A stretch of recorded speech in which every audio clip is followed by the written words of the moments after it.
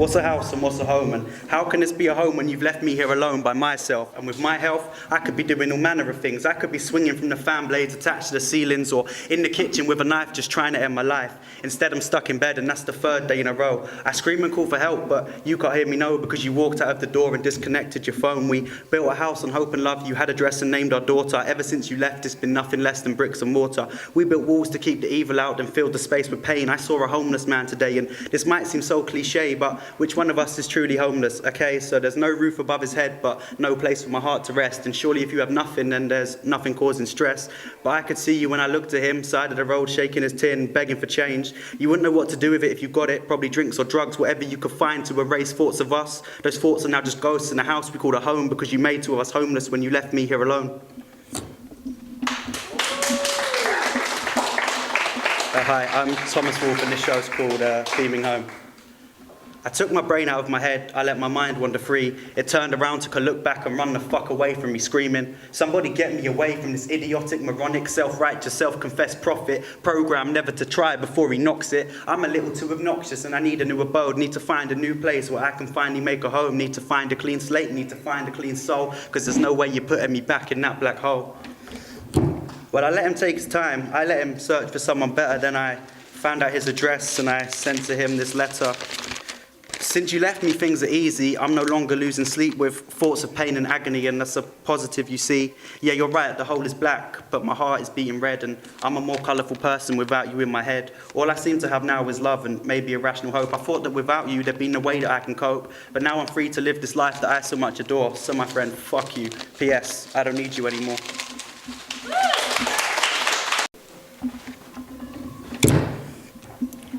It's a cold world and I'm afraid to be alone. That's probably why I write so many of these letters home, and I don't know where to send them, so I tend to collect them, and they're just memories, so I'm not entirely true. I try my best not to address every single one to you, but let me take my bag, let me read one aloud, let me pass all of my secrets out to the crowd.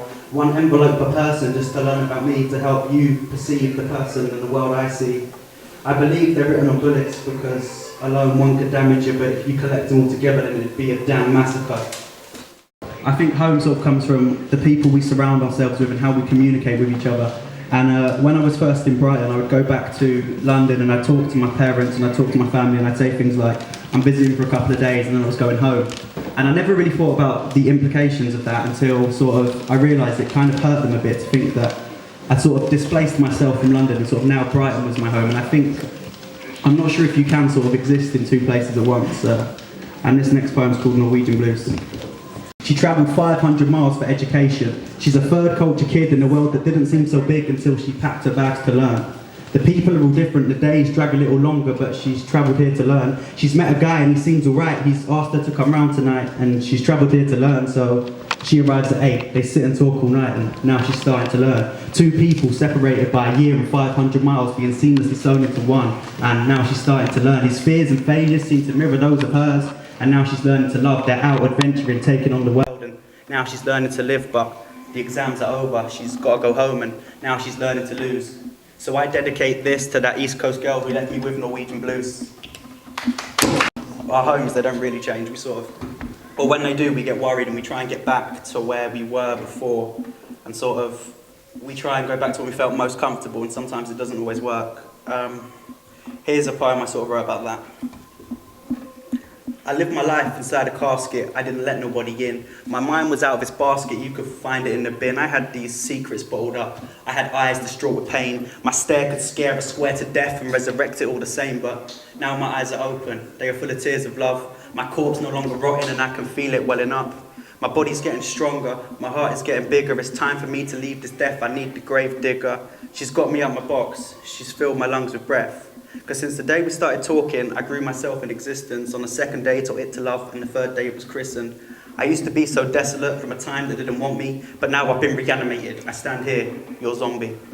Second part to that poem, and I wrote that one quite a long time ago, and this second part, I wrote it pretty recently, and it sort of takes away from the first one, but because it is a second part, I feel like it would be unfair to perform the first part and not the second part, because it's not complete. But I don't really like it, it's a bit shit, but we'll see what you think. I walk the streets at night and search for his face amongst a sea of strangers. He exists not knowing, unaware he's the man to win the lottery of your heart. The man who gets to hold your hand as you stroll the beaches of discovery. He gets to kiss your face as you look upon the future. The house, the heart, the home. The man who gets to live out my dreams. The luckiest man alive who is not yet living. I know that I will never find him, but I hope one day you might.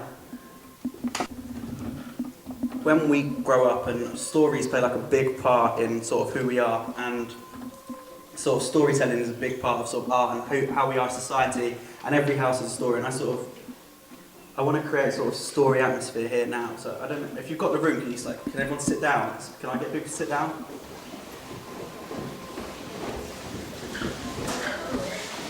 Yeah, so I'm going to come down, I'm going to sit down there, I'm going to read you a story from my book.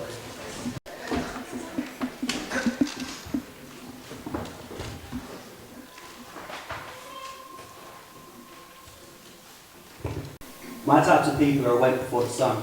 They wash down 2 pills daily with a mouthful of coke. They flick endlessly through television channels hoping to find a show that takes them back to a happier time. My type of people wander back and forth from the sofa to the kitchen knowing they can't eat but checking everything remains the same. They open the curtain and look at the world passing them by. They scream, "Today's the day I make a change," while their mind whispers. Of people type out text to lost loves that they know they'll never send. They respond with yes or no or I'm okay while tears stream down their face. They stare at computer screens for hours on end, hopelessly trying to find something that relates to how they feel. My type of people return to bed as sad and lonely as they were when they first woke up. My type of people are awake before the sun, and I've searched my type of people. So far I found one.